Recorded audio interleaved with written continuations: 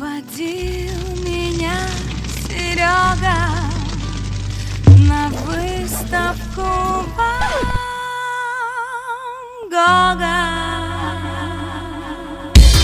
Невероятной энергией Ван Гога пропитано здесь все. Каждый камень мостовой или здания, каждая ветка и каждый ветерок. А все потому, что именно здесь, в прованском Арле, месье Винсент провел последнее, самое продуктивное десятилетие в своей жизни и отразил Арль в своей непревзойденно субъективной манере на десятках холстов, и некоторые из них перед нами. Странно то, что одну из наиглавнейших достопримечательностей Арля, церковь святого Трофима, увековечить он не удосужился, и на то у него были свои причины, и мы их обязательно разберем в основной части фильма. А сейчас исправим историческую ошибку великого голландца, тем более, что к славянскому миру это имеет самое прямое отношение. Впрочем, сами сейчас все поймете.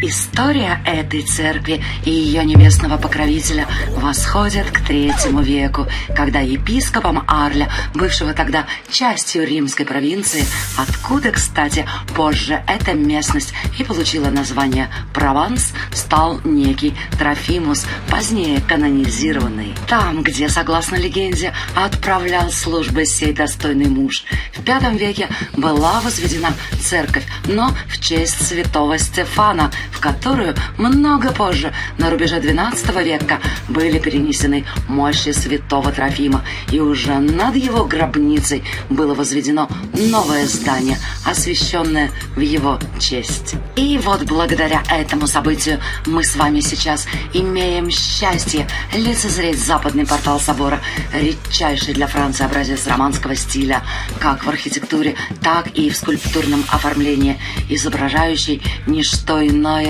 как страшный суд, удивительную в наглядности и полноте охвата иллюстрацию к апокалипсису святого Иоанна Евангелиста и в какой-то степени прообраз современных комиксов. В верхней части тимпана величественно восседает Христос, преображенный, творящий страшный суд, разделяя души на те, что вознесутся к Нему в рай, и те, что обречены на вечные муки в аду. Сюжет исключительно известный, хотя бы по грандиозной фреске Микеланджело или многочисленным росписям западных стен во, внимание, русских церквях XV-XVIII веков, например, Архангельского собора в Московском Кремле или Софийского собора в Вологде.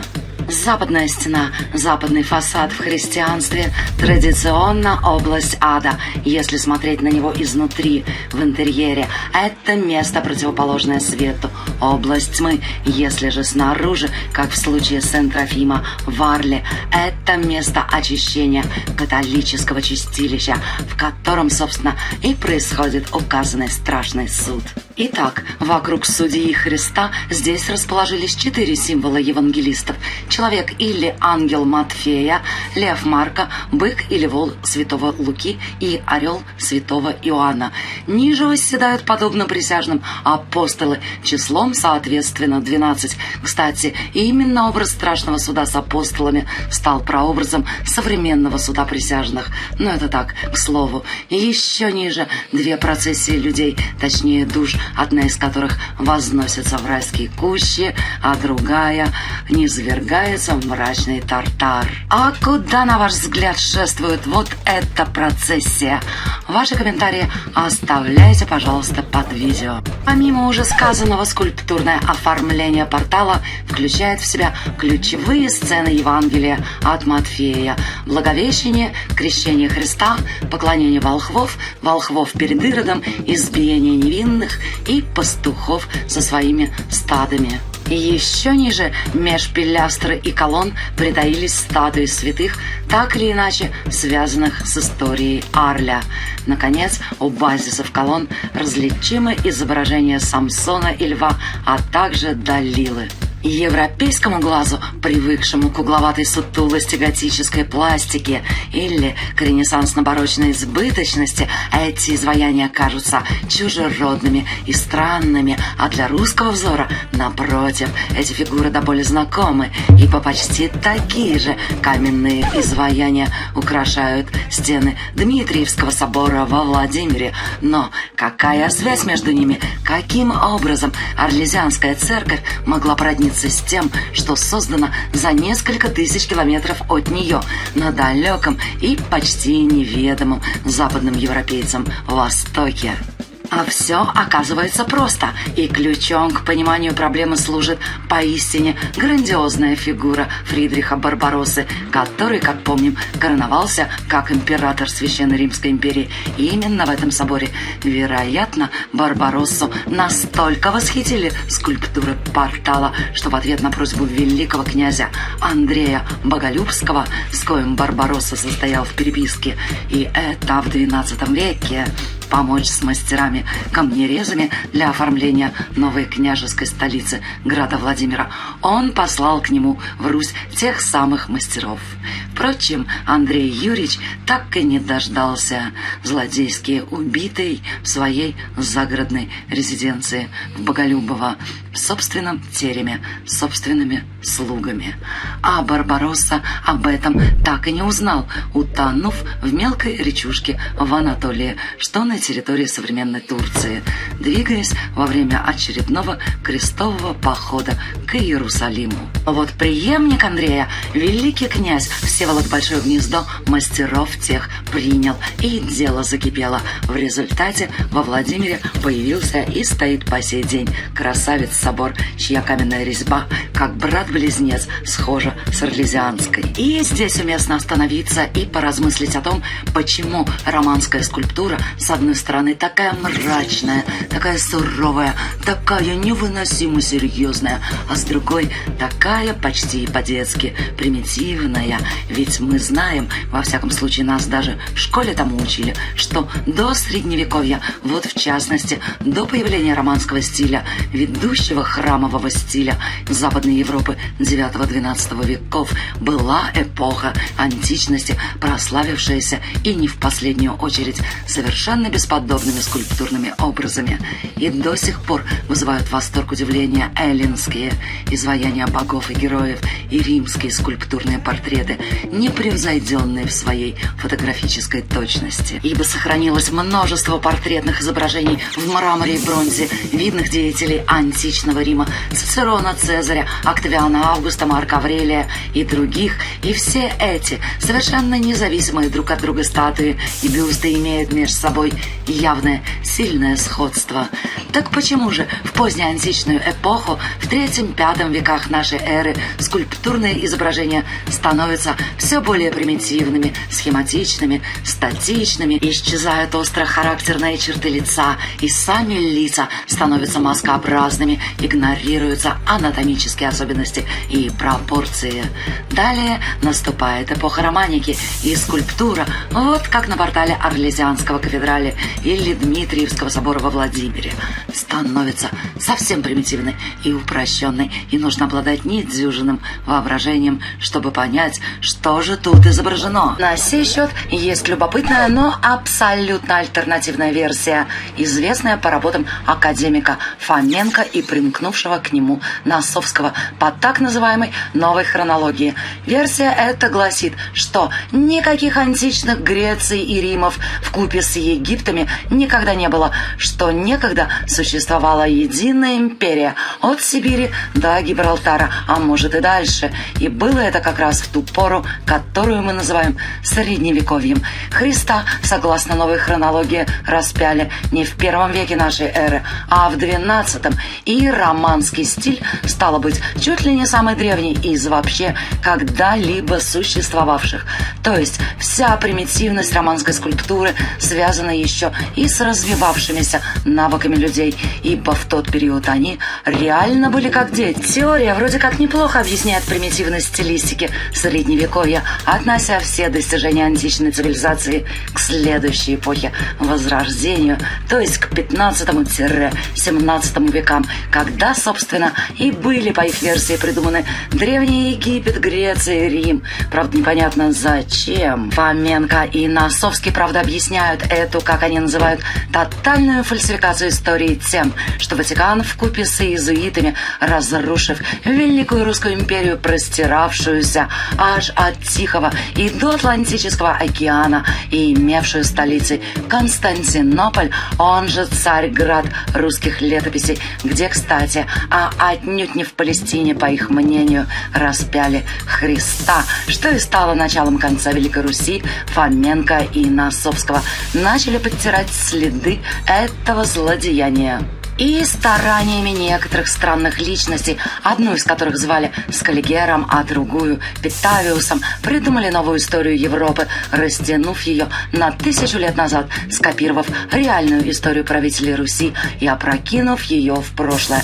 Так появились никогда, по их мнению, не существовавшие римские императоры. Ну а чтобы все было правдоподобно, тогда же, в 15-16 веках, наваяли изображений этих самых никогда не существовавших императоров, только в стилистике XVI века, которая сильно отличалась в лучшую, то есть реалистичную сторону от стилистики века XII. В результате, по их мнению, и получилось так, что более продвинутые и качественные изображения оказались сделанными раньше более примитивных. Эх, не были эти товарищи в городе Арль, благодаря чему у нас с вами перед ними колоссальное преимущество, и разбирать все ляпы и несуразности Фоменко с Носовским здесь не стоит, они давно уже разобраны в иных местах. Самое же главное их ошибка – непонимание фундаментальных закономерностей развития истории и истории искусств. В частности, оно, по их мнению, поступательно, в реальности же циклично и спиралеобразно. За расцветом всегда следует упадок, за светом тьма. А античность в реальности и была таким светом, средневековье упадком и тьмой. Почему? А все дело в том, что в IV веке новой эры, благодаря императору Константину Великому, христианство стало государственной религией Рима, а основная идея христианства – приходящесть, временность всего нынешнего, ожидание близости конца света, о чем, собственно, и говорит апокалипсис Иоанна Богослова. Ну и, конечно, скорое ожидание страшного суда, желание спасения и последующей вечной жизни. Так, если все временно, зачем, спрашивается, тратить силы и энергию, ваяя или рисуя качественные образы? Нужны только схемы, только символы, своего рода наглядная агитация того, что ждет человека на страшном суде.